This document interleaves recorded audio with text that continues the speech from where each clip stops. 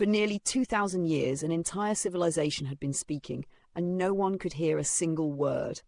Imagine standing before stone walls carved with birds, eyes, snakes, and gods, messages etched by hands long gone, yet utterly silent. Scholars stared at them for centuries, guessing, arguing, failing. Egyptian hieroglyphs were treated like sacred art, not language, a mystery frozen in stone. Paris, 1822. Rain taps softly against the windows of a cluttered study. Papers are everywhere, ink-stained notes, sketches of symbols copied again and again. At the centre of it all is Jean-François Champollion, a man obsessed, exhausted, and running out of time. His health is failing, his career is mocked, and yet he refuses to let this mystery die unread.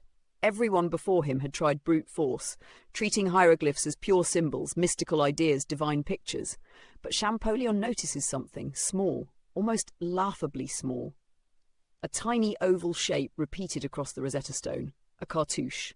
Inside it are symbols that appear again and again, in places where names should be. What if, he wonders, these symbols don't mean ideas at all? What if they sound like words? This is the pivot, the moment the mystery cracks open. Champollion compares the cartouches to known Greek names engraved on the same stone. Ptolemy, Cleopatra. Slowly, painstakingly, he tests a radical idea, that hieroglyphs can be phonetic, that they can represent sounds, birds become consonants, lines become vowels, gods become letters, the stone begins to whisper, then it speaks, one symbol works, then another. Then a whole name snaps into place like a lock finally turning.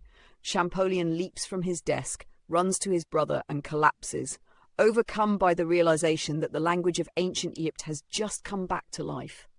This wasn't a translation, it was a resurrection. Suddenly, temple walls were no longer decorations, they were records. Tombs were no longer silent. They told stories of love, fear, power, and belief. Pharaohs spoke in their own voices again. History wasn't guessed anymore. It was read, and all of it hinged on one tiny detail. One overlooked shape. One brave question that challenged centuries of assumption. Big mysteries don't always fall to big breakthroughs. Sometimes they surrender to the smallest insight, noticed by someone stubborn enough to keep looking. If this moment of rediscovery moved you, help keep stories like this alive. Like the video, share it with a curious mind, subscribe for more hidden turning points in history, and comment what ancient mystery you'd want to hear speak again.